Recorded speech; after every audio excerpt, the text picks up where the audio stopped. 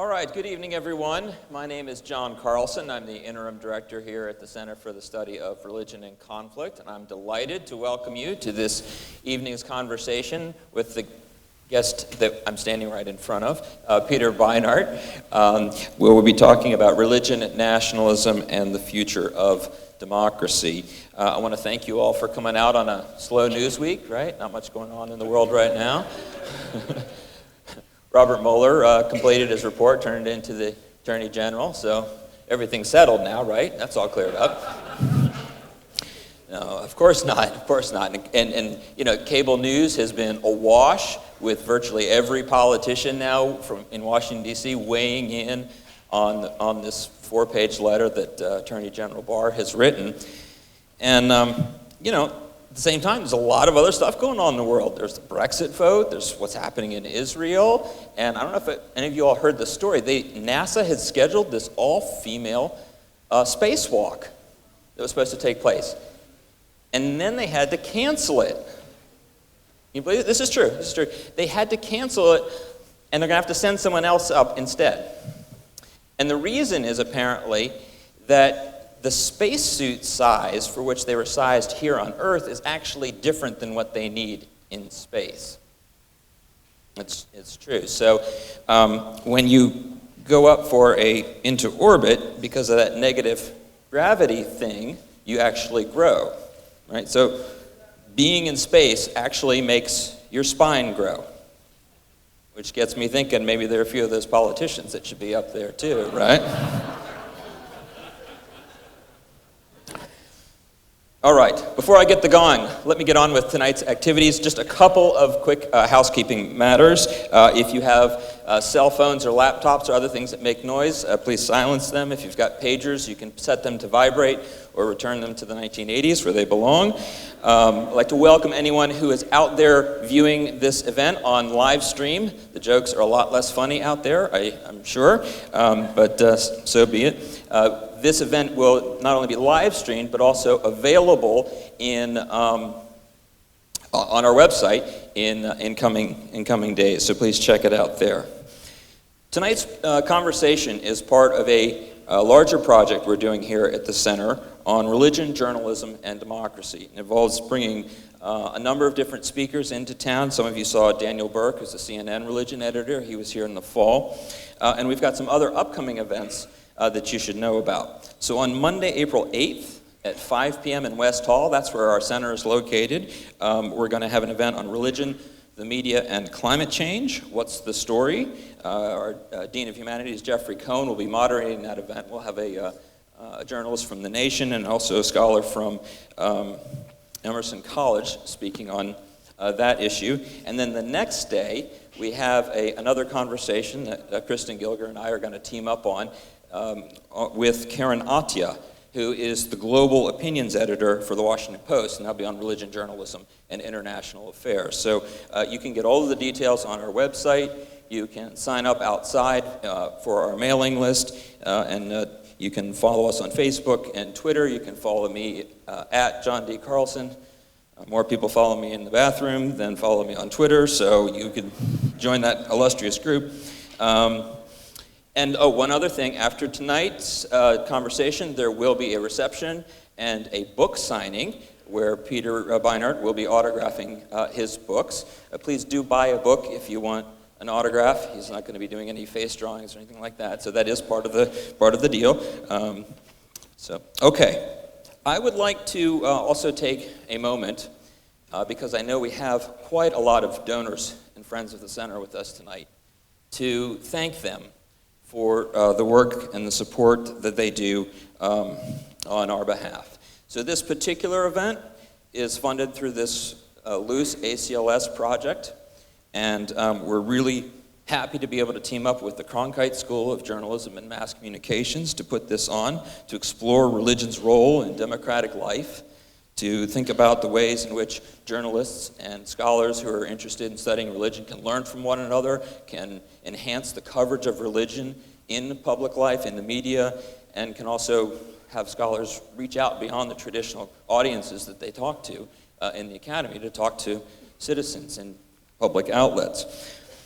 Now, this is a great project for doing this event, but we have so many other things that we do in the center and so many other ways that we're dependent upon our donors to fund student scholarships, research programs, new research initiatives that we undertake, and just a variety of different things. And so I want to take a moment to thank all of our donors and friends of the center, no matter how much you donate, from $5 to way up on the other end of the spectrum there. And because I know that there are also a lot of donors here tonight, I'd like to take this opportunity to allow me to thank you personally. So if you had made a donation in 2018 or 2019, whenever it is, recently, let's just say, would you please stand? Give me that opportunity to thank you. Please stand, please. Please. There are a lot more people than that, I know. Thank you. So, and I'd like to encourage those of you who are not yet friends of the center to learn more about the work that we do and consider joining our project. It is an investment in the community, this community of which we are all a part and all deeply committed. Okay, I'd like to thank you for indulging me as your warm-up act tonight. Let me get into the main event.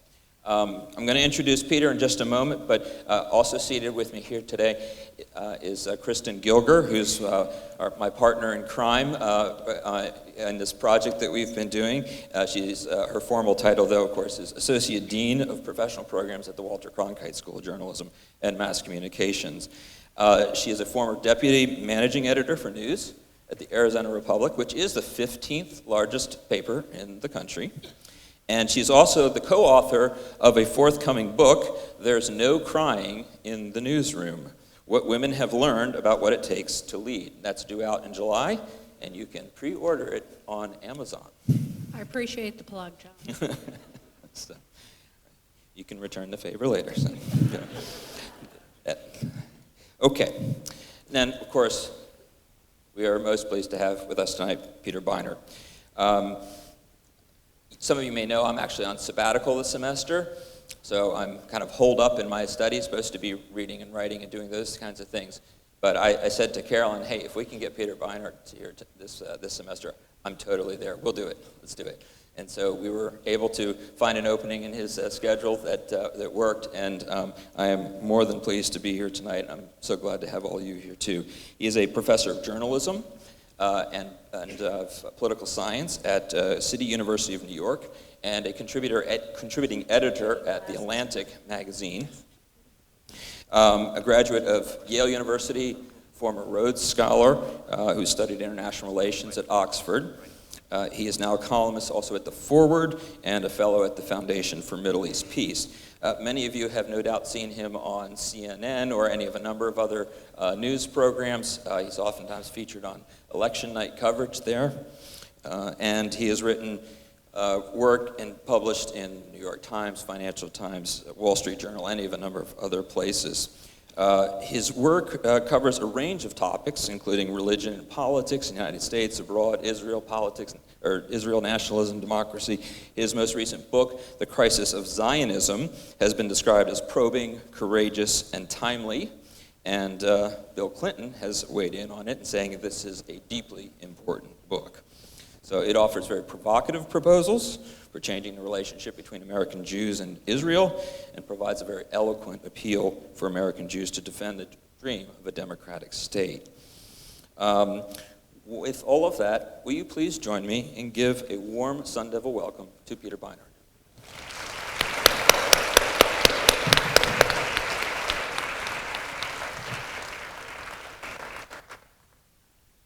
Okay, so the way this is going to work tonight is Kristin and I are going to tag team Peter here with some questions, and we've got 4 or 5 clusters of questions that we want to raise, and we'll see how time goes. We may need to skip around a bit, but first cluster of questions has to do with really the topic that's on the table tonight, which is the question of nationalism. And in order to begin a conversation about that, it seems really important to, as people are talking about the resurgence of nationalism, to get clear on our terms. What do we mean by that? So if the cover of Foreign Affairs magazine the current issue is devoted to the new nationalism, what does that mean? How do we understand this global phenomenon that's focused on the nation? People have pointed to markers like the Brexit vote in the United Kingdom, the election of Donald Trump, but this is not just a phenomenon that is limited to those two countries. It is present in India, in Turkey, in Hungary, in the Philippines, a range of different places, Brazil. So, Peter, if you would, help us understand what nationalism is, what's causing it, what does it look like, what are some illustrations of it in the world today? Thank you, Will. Thanks for having me. Can you hear me? It's a pleasure to be here. So look, I think nationalism, a nation is a group of people that consider themselves to be a political unit, consider themselves to have a common identity, and want to either have succeeded or want to turn that common identity into a state, into a country, right? So there are nations that perceive themselves as nations, but have not yet created a state to actualize that nationhood, right? Think of the Kurds, for instance. The Kurds think of themselves as a nation, and yet they don't actually have a state, right? So you have nations that have not created states. You also have states that don't necessarily cohere as nations, in which you have people whose primary sense of political allegiance is not necessarily to the particular borders in which they live. So, for instance, in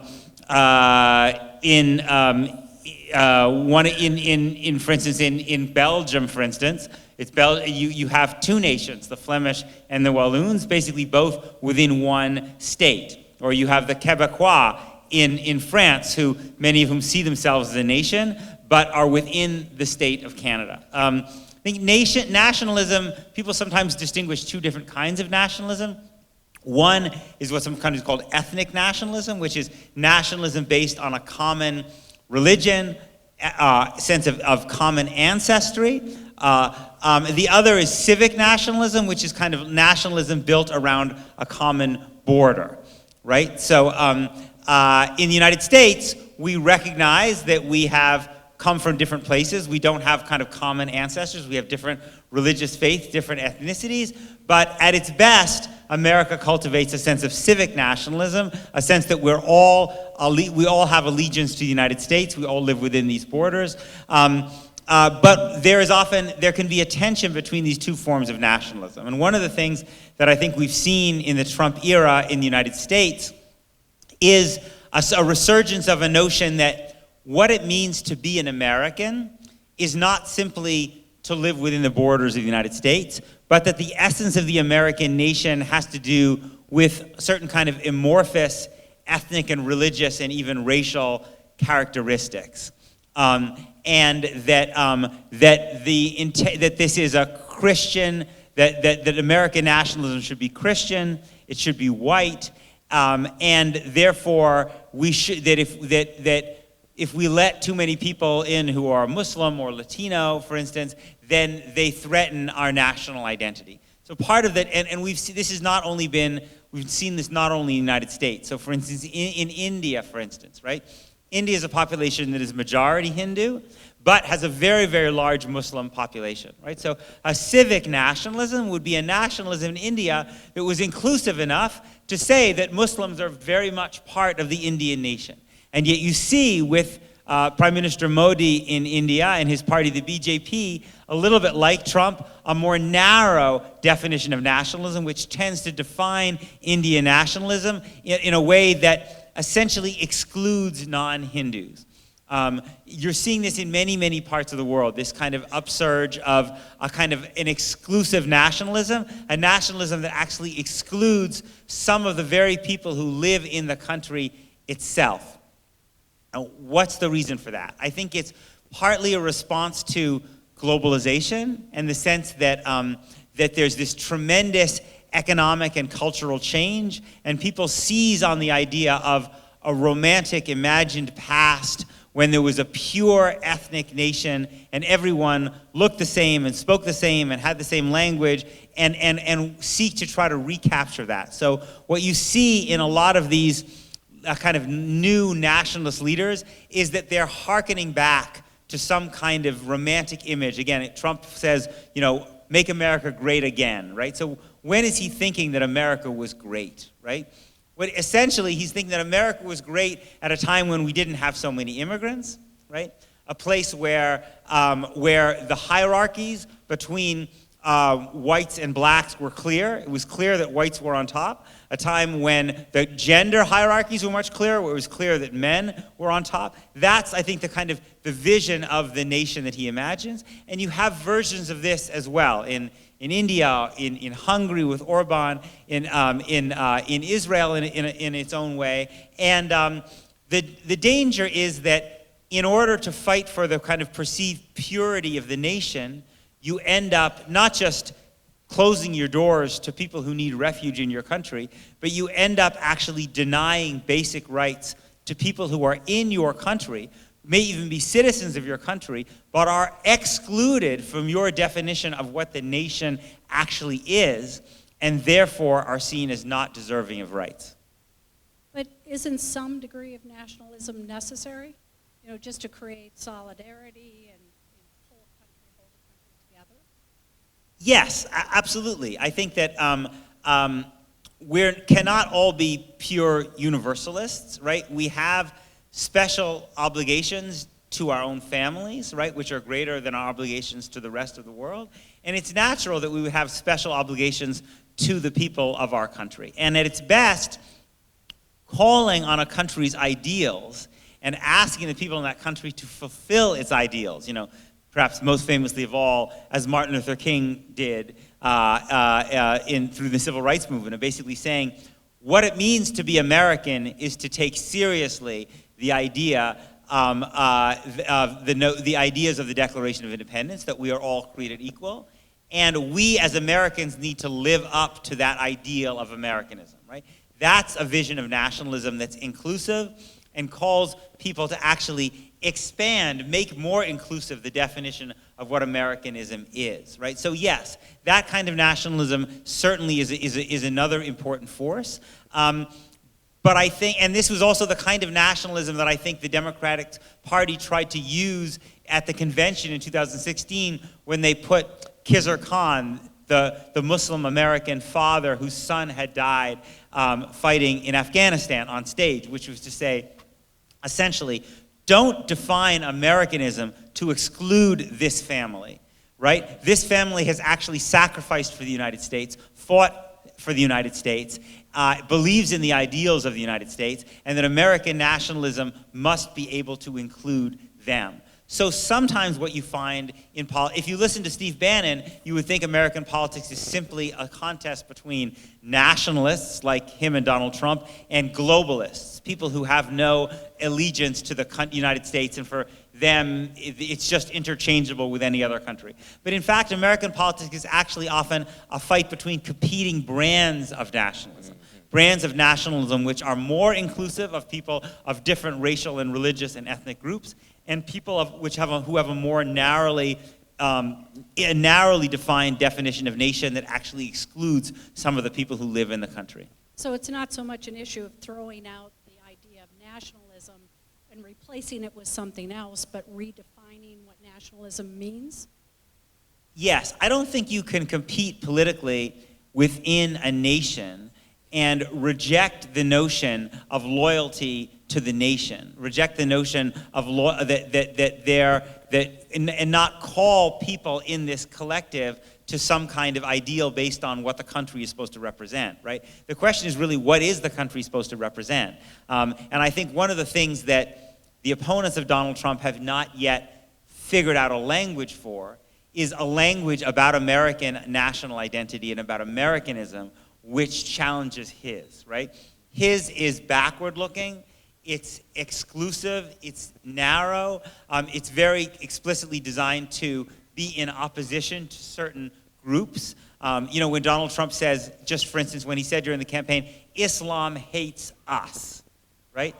So who's the us there, right? Presumably the us is Americans. Well, that by definition means that then Muslims are not part of us, right? And I think what Democrats have yet to do is come up with a language of American nationalism, American national identity, which really speaks to the common aspirations that Americans of all different racial and ethnic and religious groups have, and try to find a way of rallying people to that. Peter, let me ask you a question about something that seems to be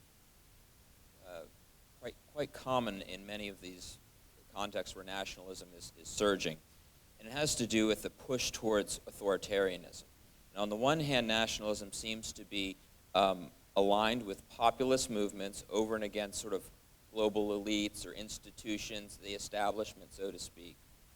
But yet there's some autocratic tendencies, or at least deep concerns, that have to do with transgressing rights about or assumptions about a free press. The press is the enemy of the people, or assaults in Hungary, for example. Central European University is basically being kicked out of the country because it won't cede control to the government of Hungary. So there are a lot of these kinds of attacks. We've been looking at this in the project we've been doing. So help us understand, how is it that a movement that claims to speak on behalf of democracy, on behalf of the people, can also then seemingly transgress these, what we understand to be democratic principles? Right. Well, I think it all has to do with who's considered part of the people and who isn't, right?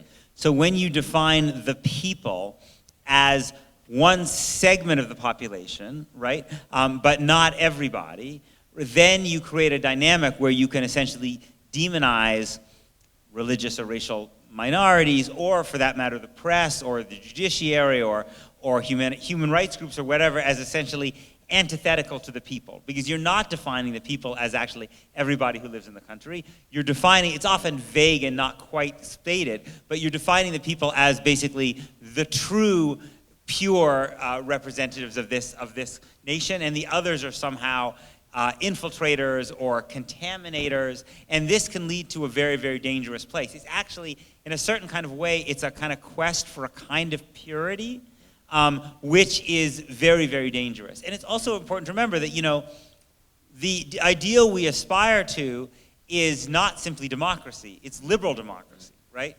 Democracy simply means majority rules, right? But many of the things that we cherish most in the United States are actually limits on democracy, right? The Bill of Rights. Bill of Rights is a limit on what even majorities of the country can do. Just because you have 51% of the vote or 51 votes in Congress, you can't repeal people's rights to freedom of speech or freedom of religion, right? These are, the liberal part means that there are liberties, there are freedoms, which we believe are so precious and so God-given, we might say, that even majorities of the population don't have the right to override them. And so sometimes what you find is that these kind of nationalist leaders may be able to rally a majority of the country, right? But it's important to have independent institutions like an independent judiciary and a press that will stand up for freedoms, even of minorities, even of unpopular minorities. Otherwise, you have what Fareed Zakaria called an illiberal democracy, right? And a democracy in which you may have a leader who commands majority support, but is not actually respecting some of the basic rights of people in that country. This is President Duterte of the Philippines, who Right. is very popular, but is waging an extrajudicial campaign involving the deaths of 10, 20,000 possibly people in this war against drugs, Right. with quite a bit of popular support, but really outside the rule of law. Right, which Donald Trump has praised. Yeah. You said something earlier tonight about how many Americans, though, sort of don't understand the kind of constitutional republic, democracy that was created originally, particularly as it relates to the Electoral College. Is this not on? Just speak. Am close I? into it. Oh, now you can hear Yeah, me. there you Okay. go. What I was saying is that he was talking earlier about how many of us don't understand sort of the constitutional parameters of how our democracy was created, particularly with regard to the Electoral College. Can you talk about that for just a second?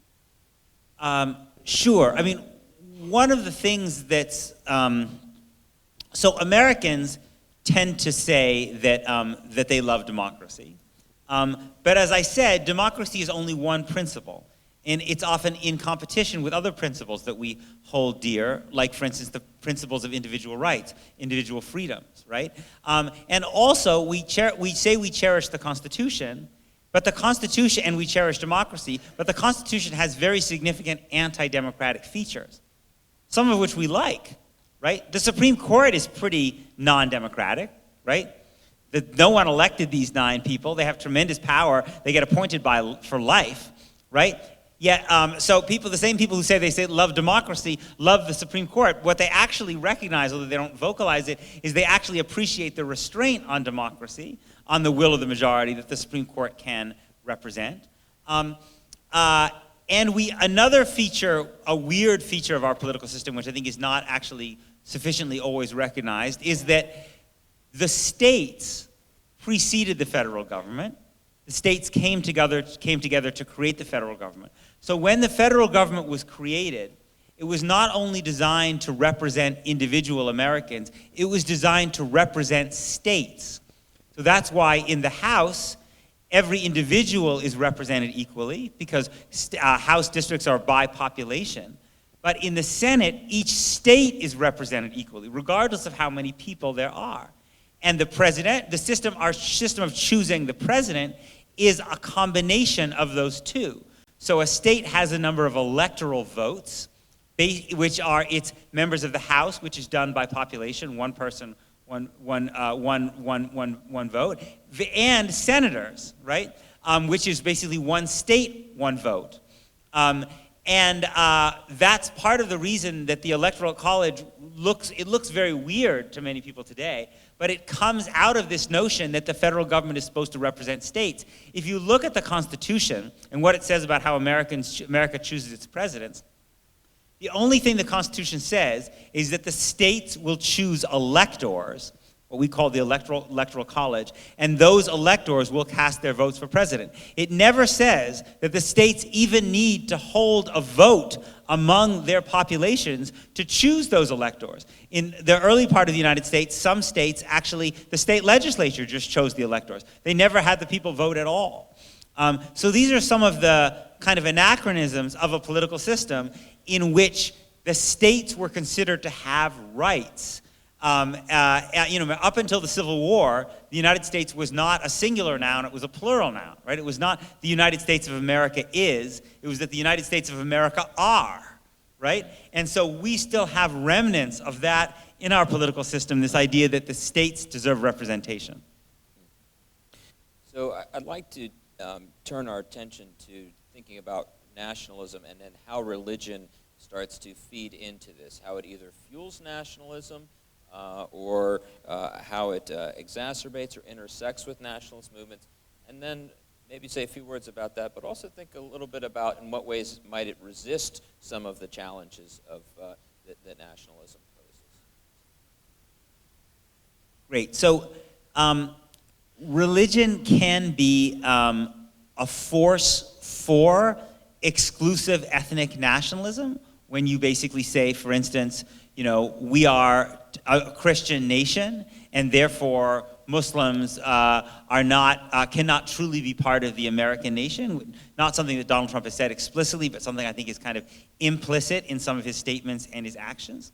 But religion can also be a universal force, right, which offers a check against exclusive nationalism and reminds us of our universal obligations to one another, right? So one of the things that religion can remind us, right, is that all people, whether they are in our nation or not, are children of God and therefore have certain basic rights. So to me, the universalistic elements of religion, the notion that we have obligations to all people, can be a way of preventing us from turning the nation into a kind of an idol, which is one of the interesting phrases that Donald Trump used in his inaugural address was he talked about total devotion to the United States of America. Now, I think that's actually, to me, there's something disturbing about that phrase. I think the United States deserves our devotion.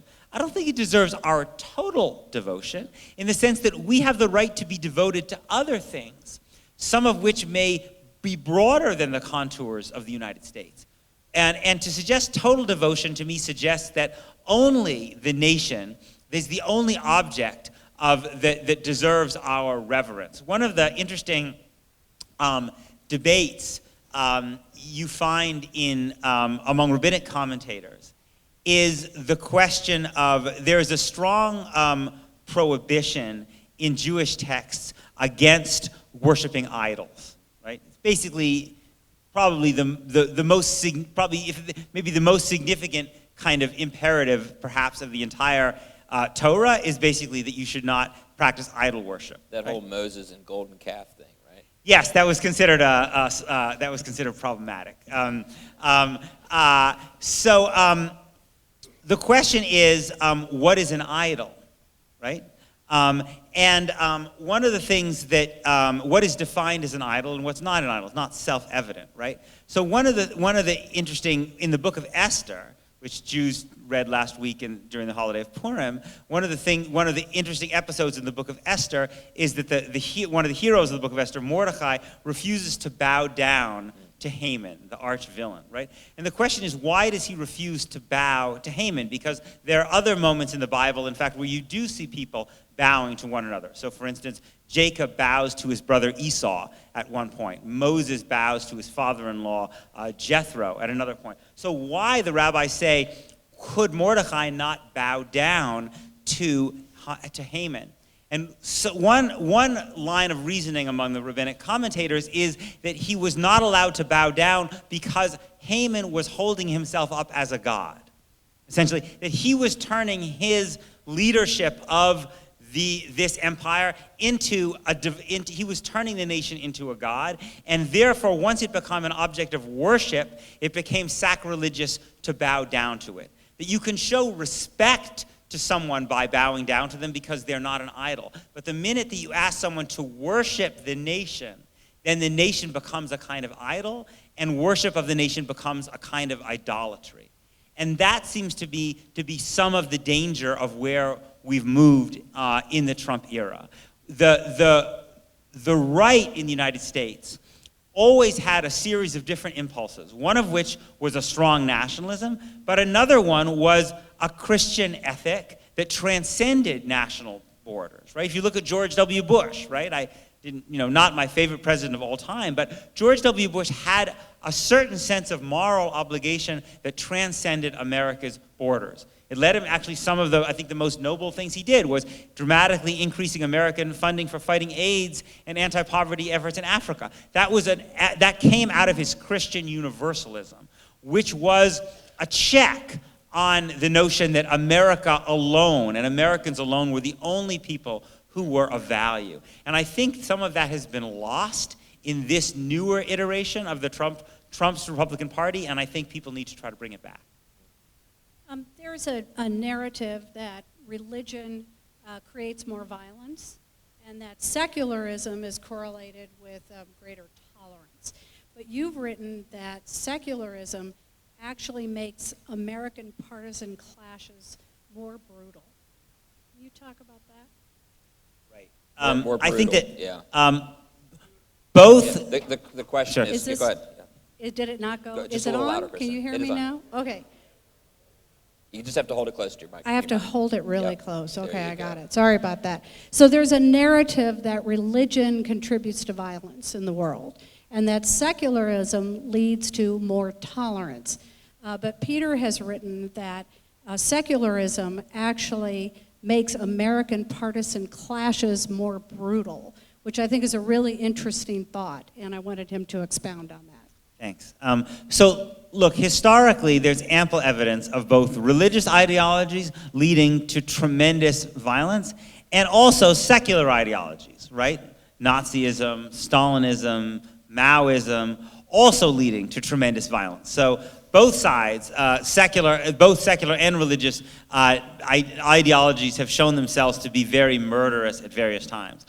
I think what's happened in the United States in the last few decades has been a substantial, pretty dramatic rise in religious disaffiliation. So the percentage of Americans who say, if you ask them what religion they are, they say none, or who say they don't go to church or some other religious service ever, has gone way up. And it's much higher among younger people than it is among older people. That's not to say that people might not say they believe in God, but they're not part of any organized religious tradition. And I think that on its face, especially for liberals, there would have been a sense that that would have been made American politics healthier. Because, of course, a lot of liberals don't have a lot of love for the Christian right, for instance. But actually, I think we see that some of the dynamics of this secularism, I think, have contributed to the Trump phenomenon.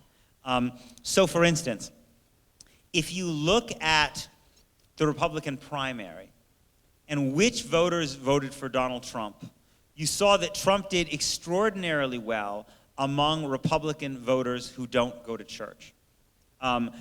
Whereas his opponents did much better among regular churchgoers. That this religious disaffiliation, and I think my hypothesis was that we also saw that Trump did best among Republicans who were most pessimistic about the state of the country and about their own personal situation, and among Republicans who were doing less well economically, and that I think this religious disaffiliation among white Christians, a kind of breakdown of religious community, the kind of thing that's been described, for instance, in the book Hillbilly Elegy, if any of you are familiar with this book, is part of what contributed to the sense of despair, radical despair, that led people to turn to Donald Trump. That one of the interesting things that social scientists have noticed is that in the 1950s, white Americans, white middle-class Americans, and white working-class Americans went to church at about the same rate. And among middle-class white Christians, church attendance has remained basically constant. But among working-class white American Christians, religious attendance has gone way down. There's been a kind of a collapse of the kinds of communities that used to exist. Not all religion, there have been also other collapses of communities. Labor unions also used to provide a certain sense of community and solidarity, which has largely disappeared. And there's a strong correlation between people who are not civically engaged, people who are not part of strong communities, not connected to other people through associations, with worse economic outcomes, higher rates of divorce and unwed pregnancy, higher rates of drug addiction, and I think it was this sense of social isolation and dislocation that partly made people more receptive to Donald Trump. Interestingly, if you look at a cohort of the Republican population where Trump did extremely badly in the Republican primary, he did extremely badly. He did extremely badly in Utah and extremely badly among LDS people in general, right? Even though they're a very conservative Republican-leaning population. And there have been various theories about why that is, but I think part of it is because the sense of communal affiliation, of the strength of community in that population, led people to not feel the same sense of radical pessimism and despair that you saw among some other white Christians. Less family breakdown, less drug addiction, and therefore less openness to this message of everything in the country is a disaster. We need to basically throw everything out and start again in this kind of radical, deeply despairing message that Trump carried. The other thing, without going on too long, that I think is worrisome about the kind of secularism that you see on the right is that there's a cohort of the white male, particularly population, that as they have lost a sense of affiliation with religion, have gone looking for community and identity purely in race. So interesting, if you look at the kind of white supremacist, neo-Nazi kind of world of literature, they tend to be quite hostile to Christianity. Why? Because Christianity is universalistic. Because Christianity is a religion that can take in people of all different races and ethnic backgrounds. And that's not what they want. They want a religion, if they have any religion, they want it to be based on racial purity. If you read the manifesto of this monster in New Zealand, he says at the end, I will see you in Valhalla, right? Which is basically his effort to, and you see this a lot in the kind of neo-Nazi world, the recreation of Nordic, pagan, pre-Christian European religious identities because they are also racial identities. And what they're seeking is, they've not given up the search for community, but they've replaced a search for religious community with a search for racial community, which is even more dangerous. Now, I'm not trying to suggest, of course, that no people who are Christian can ever be racist. Of course, you can both have a strong religious identity and still be a racist. But even the thin veneer of universalism that might exist in a religion like Christianity is stripped away with some of what we've seen growing up now, which is a purely racialized notion of identity and a purely racialized search for a community, which really leads to really horrible things. So I was giving a talk down at the Arizona State Senate building yesterday, and before I started my talk, I always like to know my audience. I asked for a show of hands, so how many of you think religion is bad for democracy? And a stunning number of people raised their hands. It was interesting to see that many of them were young, and it was interesting to hear what the viewpoints were. So I would like having acknowledged, and we do this in the Center for the Study of Religion and Conflict all the time, acknowledge what the problems of certain kinds of religious interpretations, identity can be. Help us continue to make the case for why religion might be good for democracy. And I'd like to invite you, Peter, if you would, say a few words, about what that looks like in other countries, whether in Israel or in South Africa, or wherever the case might be, where that becomes a force that's actually vital to the survival of democracy, very important. Religion is a very potent force, and it can either be a force for democracy and for human freedom, or it can be one which is opposed to it, right? And generally, you tend to find in great struggles, you tend to find people invoking God and religion on both sides, right? So you had, there's actually of course, the United States was divided between Christians on the question of slavery, right?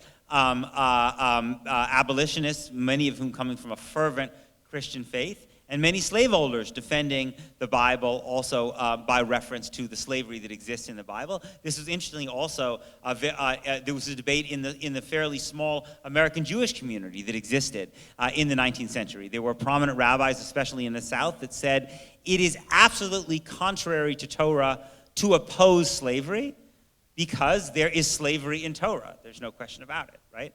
And others who took an interpretation of the kind of the moral ideal in Judaism, which suggested that it leads you away from slavery, even though there are examples of a certain kind of slavery that exists in the first 5 books of the Hebrew Bible. And so you can see this in other places too. Oftentimes, national liberation movements are often anchored by religious communities, right? The civil rights movement, right, could not probably have functioned the way it did if it was not, one of its great strengths was that it was rooted in churches, so it had a natural vehicle for organization, and it had a natural cultural legitimacy when these activist movements came out of the church, right? So this is a clear example, I think, in which one of the most important movements, maybe the most important movement for American democracy in the 20th century, was very, very much coming out of religious institutions and religious traditions. On the other hand, you can also have religious leaderships, clerical leaderships, that basically can wield power in the state, in the government, in ways that deny people basic rights and can start to strangle democracy. So, for instance, if you look at Iran, for instance, right? In Iran does have some semblance of a democratic system in that it has elections, but those candidates must get the blessing of religious clerics in order to be able to run. So that's a very extreme example, I think, in the way in which a religious authority is invoked to limit democratic participation. To a lesser degree in Israel, you have a rabbinic establishment, a chief rabbi, 2 chief rabbis of Israel, who control things like marriage, for instance. So there is no civil marriage in Israel. You can only get married by, if you get married inside the state of Israel, you can only be married by religious authorities. And that significantly, you can also only be buried by religious authorities. And that significantly limits people's human freedom in all kinds of ways. Among other things, it makes it very difficult for a Jew and a Christian, or a Jew or a Muslim, or a Christian and Muslim, to get married in Israel, because there's no civil marriage. And so this is a way in which religion can, I think, be a force against democracy and freedom. So you're also a journalist, so I want to ask you a question about that. We've been talking about how religion can play a part in social capital, in building a civil society. Do you think that's also, does journalism have a role in that? And if the answer to that is yes, then I want to ask you about how you experience the growing incivility in our media. Yeah, I think journalism informs people and can also create an important sense of national, it can create a sense of people being in it together by having common experiences. I think you can particularly see in smaller places the way in which a local newspaper, for instance, can create a sense of civic identity and civic pride in ways that are really important. But journalism can also divide people. And of course, what we've seen in recent decades is a dramatic fragmentation of the media, so that people, depending on their political views, are much less likely to be consuming the same kind of journalism as other people. And that tends to reinforce their own beliefs and creates very, very, very strong sense of, often a kind of sense of an ideological or a political or even a partisan community, but one which is in fervent opposition, even hatred sometimes, towards people on the other side. And so I think what's really important is for people to try to have at least some institutions in their lives, some communities in their lives that are not strictly defined by which political party you support. That it's important to have kind of cross-cutting, I think, allegiances and connections. So you are have interactions with people with whom you share other things, even if you disagree with them about politics, right? This can lead to sometimes the proverbial uncomfortable Thanksgiving table conversation, but at least it reminds you that people with whom you disagree politically are people who you may share other very precious things, and allows you to humanize those people and not see them as just a kind of political caricature. So we should be watching MSNBC and Fox News. Yes, or another way of putting it is that you should be reading The Nation and the National Review, or something. Fair enough. You should be going out of your way to look for the best versions of those people who are making arguments that you may find challenging. Now, isn't one of the problems, though, the way in which certain institutions that have, including some institutions of government, but free institutions, independent institutions of civil society, universities, the media, journalism, the arts, etc., those institutions themselves have become politicized. And that leads to their weakening. They get absorbed or presented by the state or those within government as being pro whatever particular group or supportive of a particular party. So to overly generalize and stereotype the arts, oh, well, that's for liberals, Boy Scouts and Little League baseball, or whatever you want to say, this is for conservatives. I mean, whereas you have this seems quite problematic. There's a way in which that's a kind of new phenomenon that I think I'd be curious to get your views on. Why has that come about, or how has that come about? And does immediately going to sort of the national narrative help to contribute to that problem of breaking down or politicizing institutions? And just to add on to that, one of the strengths of institutions like journalism is that they are separate from the state in some ways. And so if they become politicized in the way John describes, then that creates a whole other set of problems. Right. Yeah, it's I mean, I agree that it's very important for these institutions to remain independent from the state, independent from government, and yet it's not clear what to do. I mean, we are in a if being apolitical means that you accord legitimacy to people of all different political views, there's some virtue in that, but there are also real challenges in that too, right? I mean, we are in a kind of unprecedented moment in the United States where, in certain circumstances, the very invocation of the name of the president and his slogan can be considered a hate crime, right? You say, if you write the word Trump on the locker of an African American or Latino student, or you see a group of people of color in a on a sports team, and you start heckling when the word Trump or Make America Great Again, right? People understand what that is, right? That's actually an act of racial animus, right? That would not have been the case with George W. Bush, right? And so we are in, to some degree, uncharted terrain where, on the one hand, it's important to be inclusive of people across the political divide, and 40% of the country roughly supports the president. On the other hand, we have a president who has openly transgressed certain norms of what would have been considered to be politically and morally acceptable in terms of some pretty open expressions, for instance, of bigotry. And I think a lot of journalist institutions are really struggling with what to do with that. On the one hand, let's say the New York Times opinion page, they've got mostly liberal readers. They don't only want to be refracting back to their readers what they already believe. They want to be providing voices that will challenge their readers, that give them a sense of the perspectives of the large numbers of people in the United States who support Donald Trump, right?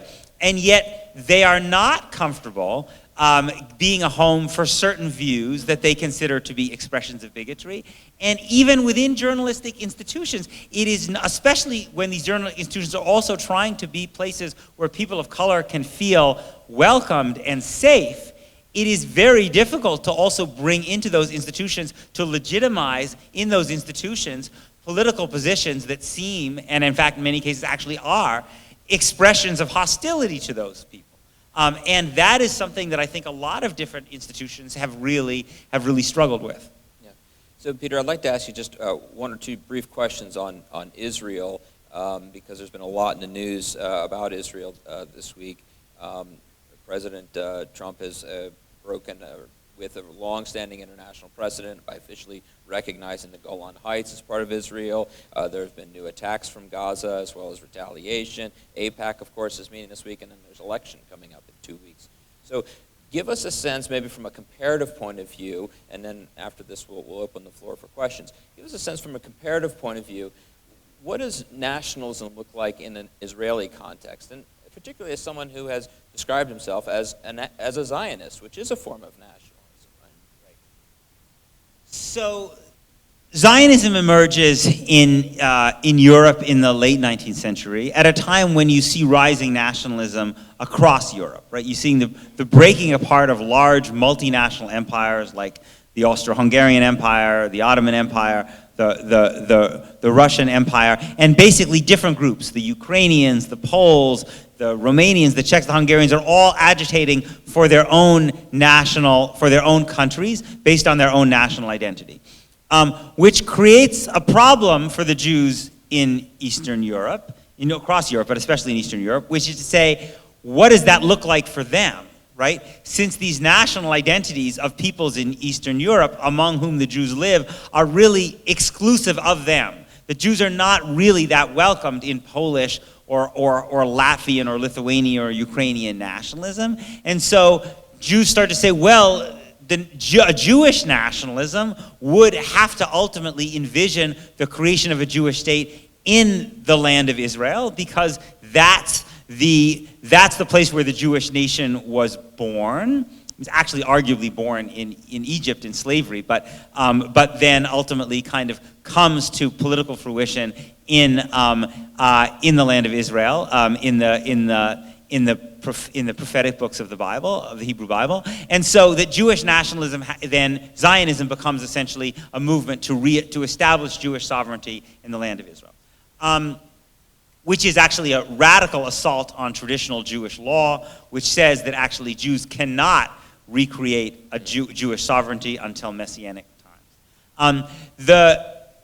The challenge, so one of the challenges of Zionism, of course, is that in this territory that Jews call the land of Israel, there are a lot of people who are not Jews, right? The vast majority of people in the late 19th century are not Jews, right? They are the people who are coming to define themselves as Palestinians. And even to this day, even in Israel proper, not talking about the West Bank or the Gaza Strip territories that Israel took in 1967, even with Israel's original boundaries, 20% of the population of Israel are Palestinians. Jews tend to call them Arab Israelis, but they're really Palestinian citizens of Israel. And so Zionism, which is a Jewish national liberation movement, cannot really represent non-Jews very well, not make them feel included very much as first-class citizens in this state. The Zionists wanted to create a democracy. Israel's Declaration of Independence said that this country will provide complete equality of social and political rights, irrespective of race, religion, and sex.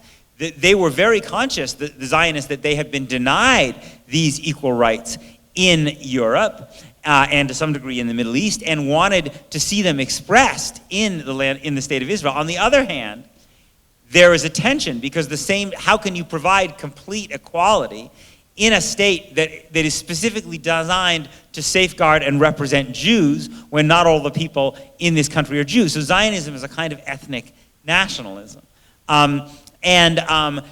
To some degree, it can be, I think that part of Israel's challenge is to develop a definition of Israeliness that is more inclusive and that makes it easier, putting aside the question of what happens in the West Bank and Gaza Strip, which we could talk about, but that even within Israel's borders, where you have Palestinian citizens, that Israel does more to create a sense of Israeliness that makes them feel like they can truly be considered part of this country. So for instance, Israel's national anthem talks about Nefesh Yehudi, the Jewish soul, right?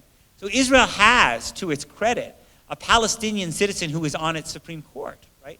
But he does not sing the words of the Israeli national anthem because the national words of the national anthem talk about a Jewish soul, and he's not Jewish, right? So I think one thing that Israel could do, this would be considered fairly radical in Israeli politics right now, but I think it's ultimately the kind of thing that Israel needs to do, is to think about adding to its national anthem, for instance, to include language that explicitly gestures towards Israel's Palestinian population. And actually, it's not only its Palestinian population. Israel also, because Israel has an immigration policy, which allows Jews to become citizens of Israel on day one, but really allows no path to citizenship, no path to Israeli citizenship for non-Jews. When Israel brings in workers, elder care workers from the Philippines, for instance, there's so many elder care Filipino workers in Israel that the word in Hebrew actually for elder care worker is Filipina, right? There are also agricultural workers and construction workers who come from Thailand and other places. These people will live in Israel, maybe have Hebrew-speaking children, and yet there's no path to citizenship for them. And that, to me, is a consequence of the excessive narrowness of the ethnic nationalism, which is Zionism, which seems to me needs to be broadened both in symbolic ways, like the national anthem, also in practical ways, like the immigration policy, so it can be more inclusive. And of course, you've also written that the fundamental tension between Zionism and liberal democracy cannot be fully resolved within Israel's borders, even despite these kinds of changes. Right. This is, of course, a gesture towards the necessity of a two-state solution. Right. Okay. I think we want to get some audience involvement and pick up on some themes that interest you, or get to themes that we've not gotten to. We have a microphone that's making its way down to the front, and we invite your questions. If you would try to keep it brief and try to make it a question. There is a time for sermonizing. This isn't it, so okay. Should we? Okay. All right, so come on down and, wow, that's close. Maybe we want to, yeah, there you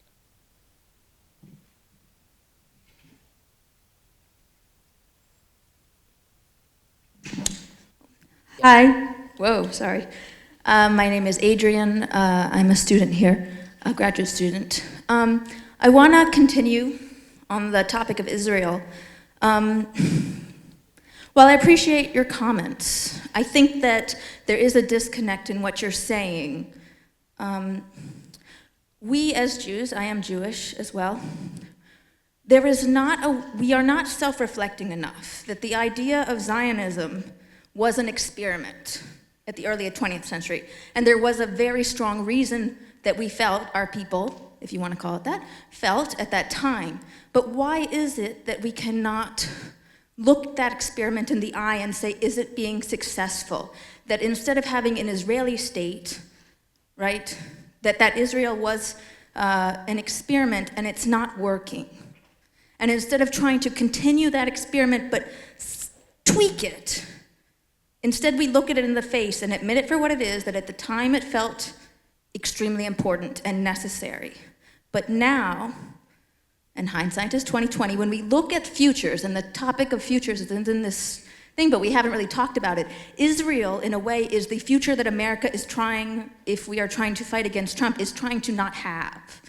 If we look at Israel and are very honest with it, what is involving there is what we are trying not to become here. And I feel that that is the truth behind what you're saying that's not being said. So I would like you to comment on that if you would like to. Thank you. Sure, absolutely.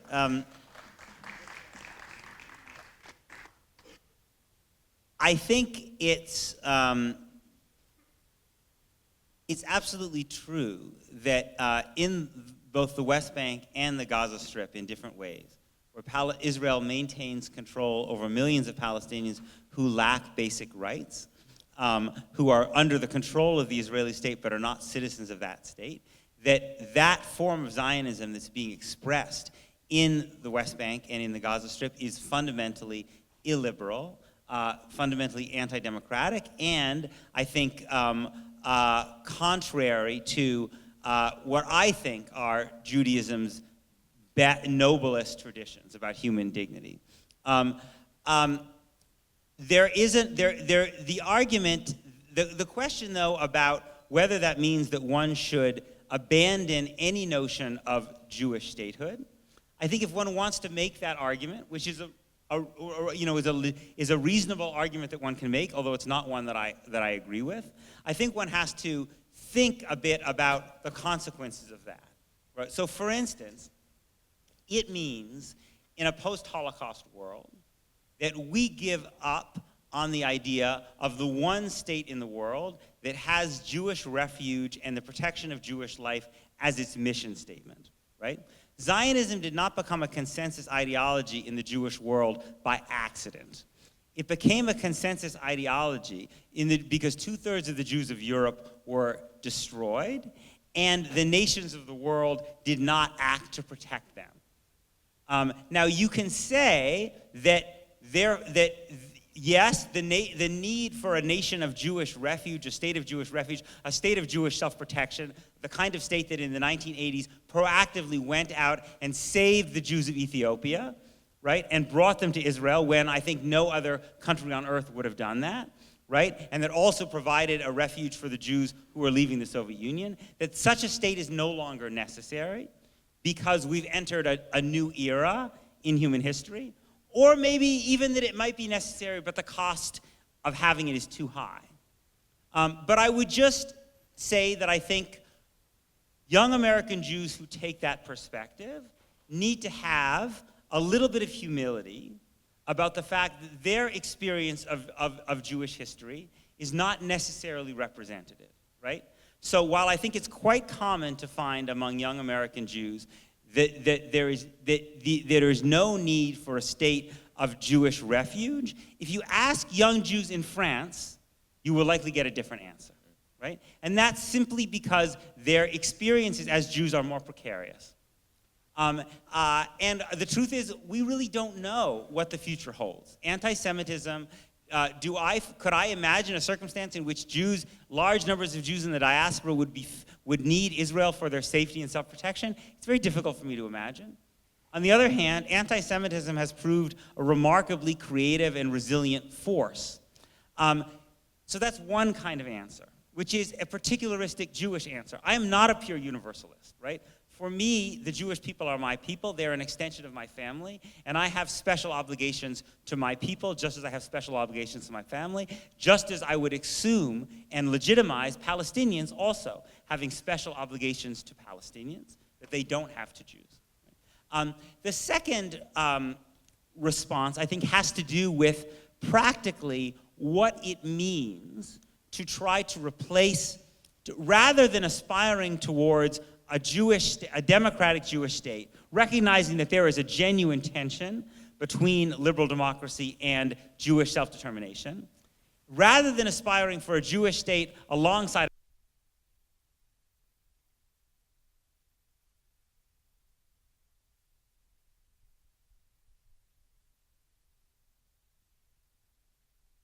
say there will be freedom of religion in this Palestinian state.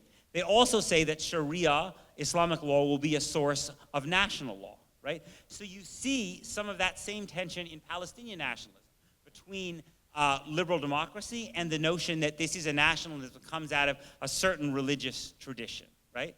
The Palestinian flag, just like the Israeli flag has a Star of David on it, it's designed to look like a talit. The Palestinian flag will presumably have Islamic symbols on it. So one answer is to try to support the existence of those two nationalisms side by side in a two-state solution, recognizing that in both states there is a tension between that version of ethnic nationalism and democracy, liberal democracy. The other is to try to envision a secular binational state, right? A state that includes everybody between the Mediterranean Sea and the Jordan River, and treats them all equally under the law. The problem, I think, with that vision is that secular binational states don't have a great track record. It's even a very difficult thing to make work in Belgium. And one of the challenges of a secular binational state would be fundamentally that you have two national populations, neither of which would have allegiance to that supranational state. So imagine that you create in Israel, the West Bank, and Gaza a state of Israelstein, right? Which is Israel and Palestine, right? And then you have an army, which is the army of Israelstein, right? You can say you have an army of Israelstein, but what you actually have are Palestinian and Jewish populations, neither of which are loyal to the flag and the government of Israelstein. They are loyal to their national communities. And so in conditions of stress and tension, which I think would be there in abundance, you have to imagine, it seems to me, that the joint Jewish-Palestinian brigade in Israelstein can hold together under conditions of extreme stress and not become what we saw basically the Iraqi army becoming a few years ago, which is basically an army which was basically rival sectarian militias. The reason that the idea of partition, people started thinking about the idea of partition in the 1930s and 40s, was precisely that this territory, British Mandatory Palestine, was hurtling towards civil war. And my fear is that a secular binational state would be essentially civil war under one flag, and that you don't have, in this reality, maybe in some future world you will, in some future reality, but not in this reality, you have two nations, both of whom have a strong desire to actualize their nationhood in states. And that trying to supersede that, even if you wrote a beautiful constitution, in reality would not look like something that actually functioned very well. Did you notice how that question elicited like a perfectly and cogently articulated encyclopedia entry? I mean, that was just like all packed together, just so tightly there. I am mindful of the number of questions that we have now, and I wanted to say if anyone would like to ask a question and can't make it over to here, we'll just raise your hand, we'll bring the microphone to you. I'd like to begin our what I sometimes call our lightning round, which is short, pithy questions and shorter answers. Okay. And then we'll just get to as many as we can here. And I'm going to just sort of warn a few of you up front that we'll probably not have time for everyone, but there will be an opportunity to talk with Peter at the end of the program. So. I feel like religion and national have become tools of authoritarianism. I want your opinion on how to counter that. Okay, and let's do one. Okay, let's do one more question and then see if we can do this. Yeah, I'm personally in favor of I think a one-state solution, and my question is, how could Palestine in a two-state solution ever trust a neighbor like Israel next to them, knowing that Israel is allied with the neoconservative, like, military elements of the United States that you've been a part of, supporting the Iraq War and with invasions in the Middle East? How could they ever trust a neighbor like that, even if there were recognized borders or a recognized state of Palestine? So on the first question, as I said earlier, religion is both a force on behalf of authoritarian nationalism and a force resisting authoritarian nationalism, right? So on the one hand, you have you have religious leaders, particularly Christian evangelical leaders, kind of legitimizing and supporting Donald Trump. On the other hand, when you have people seeking, undocumented immigrants seeking sanctuary in the United States, oftentimes they end up getting sanctuary in the basements of churches, right? Religious institutions go when people are dropped, are dropped off by ICE in the middle of Phoenix, basically with nothing. Who comes to actually look out for those people, to try to give them a place to sleep? Very often it's religious institutions. So again, religion is a powerful force that can be wielded on both sides of and almost always is wielded on both sides of these great struggles. On the question of whether a Palestinian state could trust Israel, I don't think there would be very much trust there, not on either side, frankly. But what you've seen when Israel has made peace agreements with Arab countries, whether it was Egypt or Jordan, that those peace agreements have held, and they've served both sides, both countries well, even though there was a lot of distrust, because it was in both parties, because war was in neither side's interest, and both sides benefited from being able to pursue their national development without military conflict. And so I think that while Palestinians have every reason to be skeptical and fearful and worried about the state of Israel, and of course there's also in Israel a great deal of skepticism and fear and worry about Palestinians, even though Palestinians are much weaker, the actual history we have with peace agreements between Israel and its neighbors has actually been a very successful one. Thank you. Okay, next two questions. Let's see if we can get through these last four questions. So I was actually really interested in your comments about states like with binationalism, especially with Palestine and Israel. So I'm kind of thinking, what are your thoughts on something that's tripolar, especially, or trinational, especially thinking about the Balkans arena, specifically with Bosnia-Herzegovina, where that civil war basically destroyed the former Yugoslavia and tore the new nation state of Bosnia-Herzegovina into a tri-presidency with the Bosnian Croats, Bosnian Croats, the Bosniaks, and the Serbs. So it's not exactly the most stable state right now. There's still a lot of religious turmoil and ethnic nationalism going on. So I was just interested to see in what, ideals of policy going forward could you come up with? Because once a state has a civil war, it's very easy for that state to have a civil war again. Okay, thank you. Great, and one more?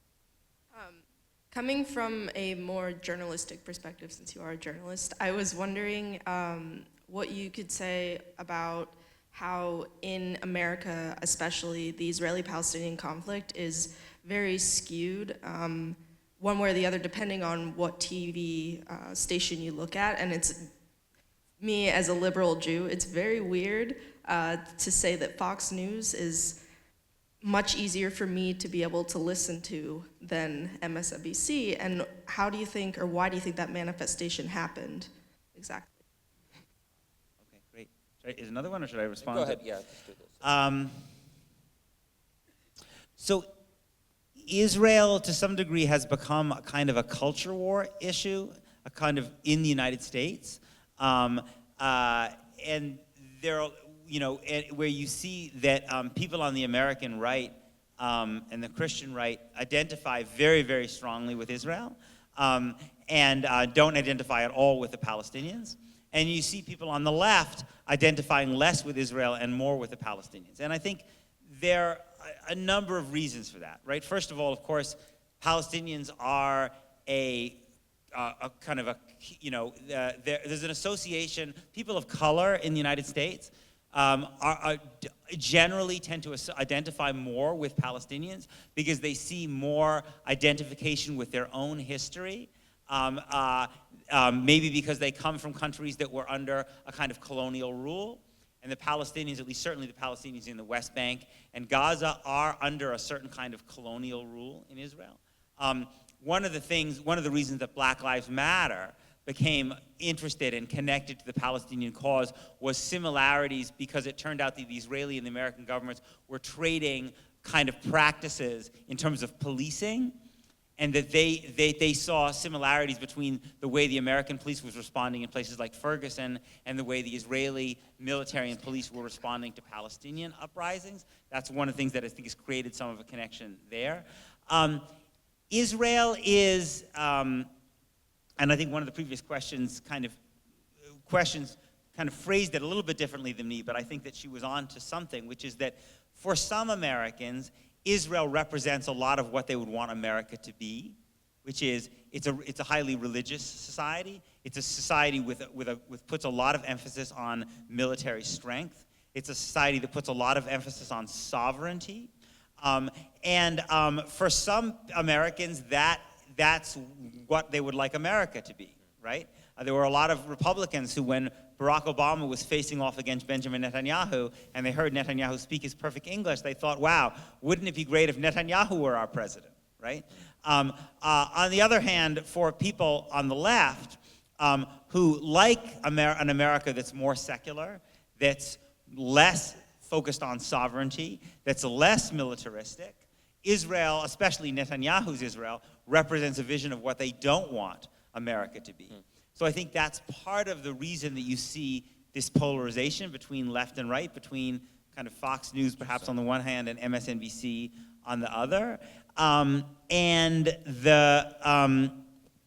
I think the challenge for journalists is to be able to write sympathetically and knowledgeably and thoughtfully about both Israeli Jewish society and Palestinian society, and to understand the deep traumas and fears that exist in both places. And I think that right now we still have quite a ways to go in American journalism in representing and reporting on the Palestinian.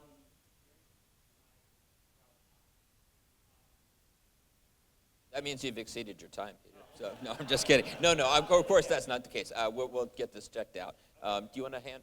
Oh, you've lost your mic. Okay. Hang on just a second. Here comes Sarah to save the day. So, Sure. Do you want batteries only last so long, you know. Well, actually, that was a good place to stop. So. Okay. Okay, you mentioned earlier that you think that the secularism is not necessarily a better thing than not having religion, and that that's part of the reason, the alienation and the lack of community that led to the election of Donald Trump. But I don't think the decline in religious participation is necessarily a bad thing, but clearly it did leave a void that we need to fill somehow. And how do we do that without bringing in all the superstitions that I think come along with religion? Interesting. Okay. And one more question. Good evening. Just wanted to talk a little bit about sovereignty and what your thoughts are maybe about the idea that, say, national sovereignty for America, for example, it may at some point be in question. We have, nation states that are kind of in flux, Venezuela, Iraq, nations like that. And do you foresee at some point maybe where national sovereignty may be non-existent, where a one world government may take over for, say, national sovereignty? Okay, great.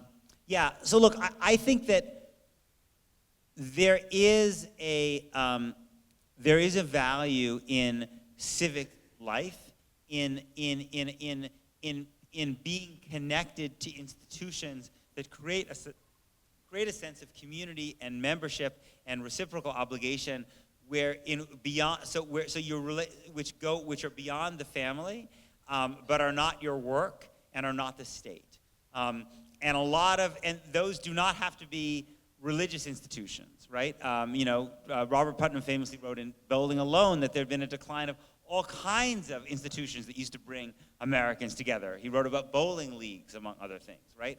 I think among the many, many costs of the decline of the labor movement in the United States is not only that the labor movement helped to maintain wages and benefits for working class Americans, but also created a sense of solidarity among Americans, including sometimes across racial lines. So for instance, one of the reasons that there were so many white people at the March on Washington was that the white United Auto Workers brought their members to participate.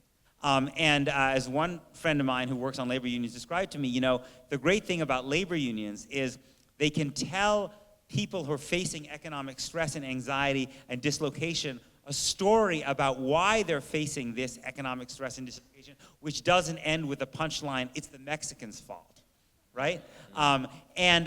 Those institutions have really, really weakened. So I'm sympathetic to people who want to create any kind of civic institutions that they become part of, religious or not, unless, of course, they're devoted explicitly to hatred of the other. In terms of the question of sovereignty and one world government, I mean, the thing you have to understand about sovereignty, right, or about a state, is what ultimately makes a state, right? As Max Weber said, it's monopoly on legitimate violence, right? What makes you a state is that basically you have the guns. You have most of the guns, right? That's what ultimately, so that's what allows the state to impose its will on the citizenry, right? So if you have a breakdown of the state, and it means that essentially then violence gets disseminated out into the population, right? And you have, militias, gangs, whatever, basically wielding that kind of force, that kind of power, often fighting with one another. And so state breakdown looks like often a really, really violent and destructive and ugly thing. In theory, the idea of the entire population of the world pooling its sovereignty into one universal state might seem very appealing. It could, in theory, be a great way to respond to something like climate change, right? Because we'd all be in it together, right? In a kind of global dynamic like this that threatens us. On the other hand, one government, a one world government seems like an appealing idea unless you start to think about that potential government as brutally oppressive, right? The good thing about having a couple hundred odd governments at least is that at least theoretically, if one of them becomes murderous, you have the potential of somewhere else to go.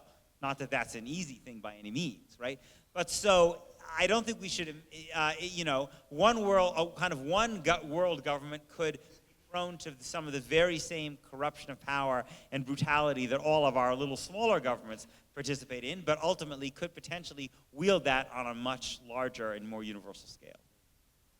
Okay, last two questions, very briefly, please. Like someone bring this up Speak into the microphone, please. as to the situation in America where we have Christian nationalists in every state of the union trying to impose very discriminatory religious beliefs that they think everybody else should follow. And no one in a state government or the federal government is standing up to say, we truly believe that our founders wanted a separation of church and state and a secular deal, and we feel that it's important to maintain that. So sorry, how are Christian nationalists trying to impose their religious beliefs on their religion on other people? Just give me an example. Example. Just last week in South Carolina adopted a policy that someone with a specific religious belief would not be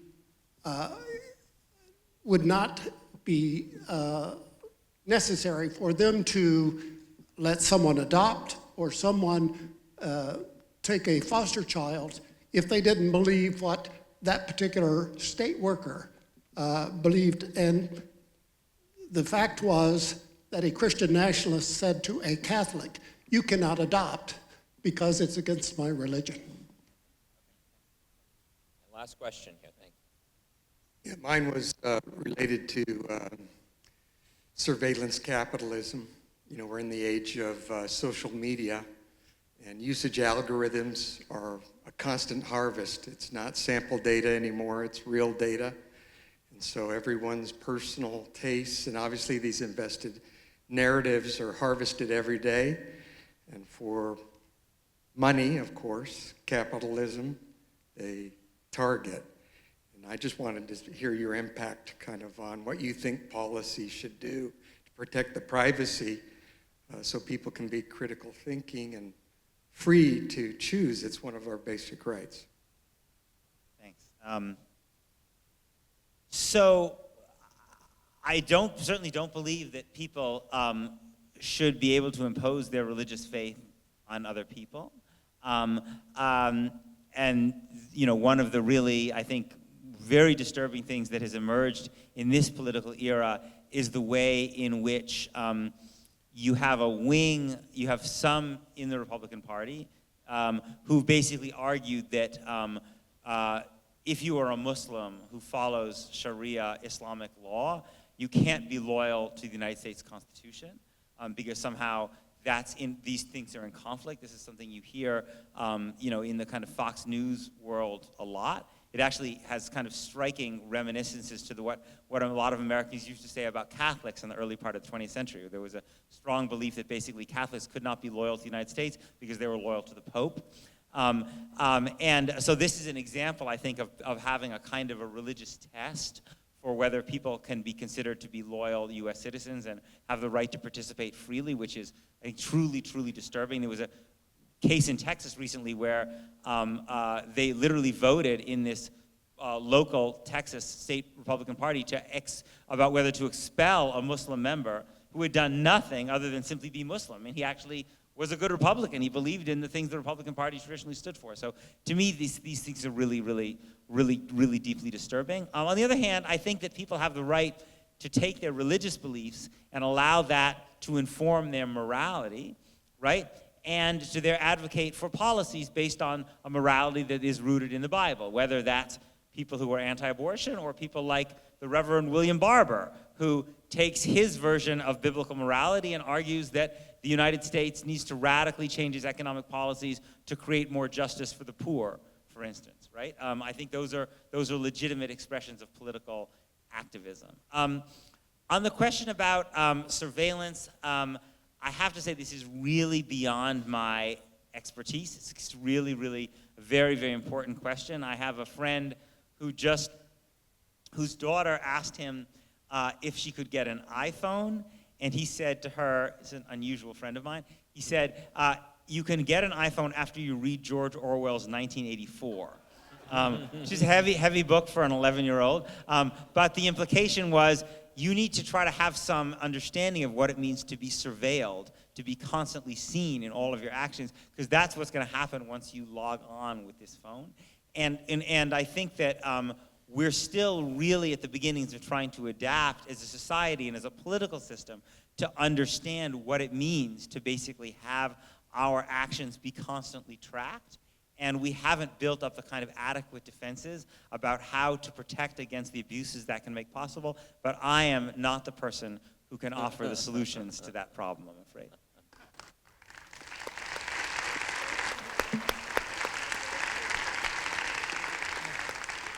Well, Peter, you've given us a lot to think about tonight. Thank you for sharing with us your time, sharing your wisdom. It seems to me if there's a common theme that runs throughout your work and many of the things that have come up tonight, it's that, you know, the founding principles of a polity, whether it's Israel or the United States, whether they're religious principles or political principles, is absolutely indispensable. And nations can survive when they fail to live up to the principles, but they cannot long endure when they abandon the principles altogether. So I thank you for helping us to think about these important themes tonight, and again for sharing your time with us. Please thank you. And thank you all for coming tonight. Thank you for hanging in for the wee hours, and please join us for a reception. I remembered my cue, and for a book signing afterwards.